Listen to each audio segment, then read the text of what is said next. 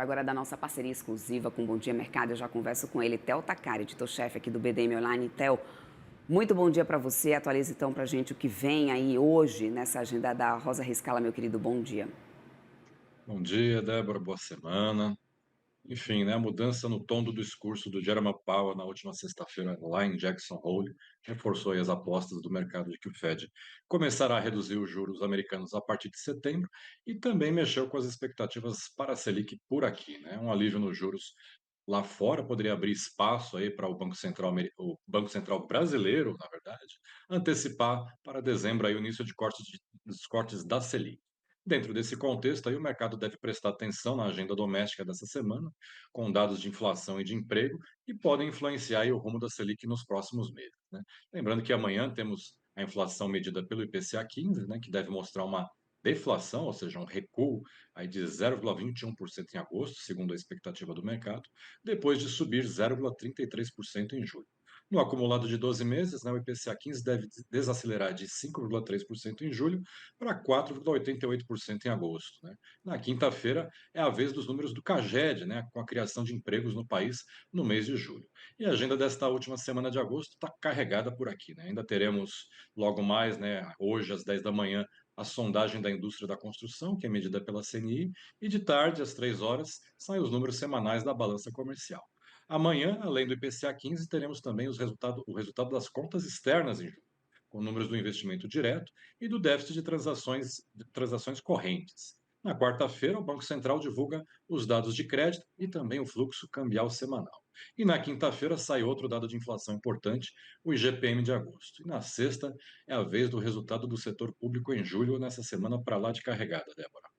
Pois é, bastante carregada mesmo, e inclusive lá fora a gente tem uma agenda bastante agitada aqui nessa semana, porque tem dados ainda importantes, né, que podem andar mexendo com essas projeções de corte de juros. Então conta pra gente o que que a gente pode esperar, né, de programado já para essa semana lá fora, Theo. Pois é, nos Estados Unidos a gente vai ter a inflação como destaque nessa semana, né, com a divulgação na sexta-feira do PCI de julho, né, a medida favorita do Fed. Com a fala de Powell na sexta passada, aí consolidando as apostas de um corte de 0,25 ponto percentual nos juros americanos em setembro, só teremos aí uma mudança de curso no mercado se o PCE, né, se o PCI vier com uma surpresa aí muito ruim, né, com uma inflação muito acima da expectativa dos economistas. Lembrando que o Powell, né, enfatizou na sua fala uma preocupação, na verdade, com a queda no ritmo de geração de empregos lá nos Estados Unidos. Enquanto a avaliação sobre as tarifas de Donald Trump é que elas terão um efeito inflacionário relativamente curto.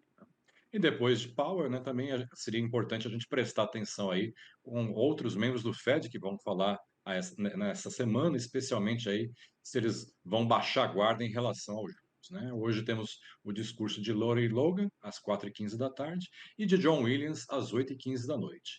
O Tom Barkin vai falar duas vezes nessa semana, amanhã e na quarta-feira, e o Christopher Waller discursa na quinta-feira. E a agenda de indicadores econômicos lá nos Estados Unidos ainda terá divulgação da segunda prévia do PIB do segundo trimestre, na quinta-feira, e os números de confiança do consumidor, que é medida pela Universidade de Michigan, na sexta. E também temos nessa semana balanço importante aí da gigante de tecnologia Nvidia, que divulga seu resultado na quarta, após o fechamento do mercado, Débora. Perfeito. Bom, voltando aqui para o Brasil, né, Theo, porque Brasília também esquenta as turbinas essa semana, vai ser uma semana bastante agitada por lá. O que que o mercado deve prestar atenção, né, lá em Brasília essa semana, Theo?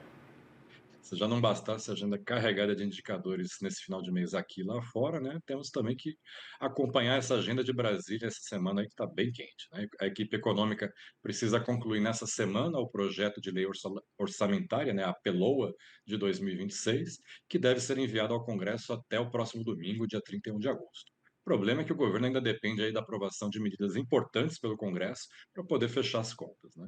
Permanecem indefinidas a medida provisória 1303, também chamada de MP alternativa ao IOF, que visa justamente aí compensar a perda de receita causada pelas mudanças no decreto que tinha elevado o imposto, e também o projeto de lei complementar que prevê corte de 10% nos benefícios fiscais para diversos setores da economia. Até agora, né, só estão certos o aumento da alíquota de IOF, o ganho com leilões de petróleo, os dividendos e as transações tributárias. A MP, que é uma das principais apostas aí do governo para elevar a arrecadação, pode acrescentar 20 bilhões de reais de receitas em 2026, mas ainda segue em negociação entre a equipe econômica e o Congresso, né? Segundo apurou o Estadão, o texto já recebeu nada menos do que 678 emendas, ou seja, sugestões de alteração na proposta que foram apresentadas pelos parlamentares.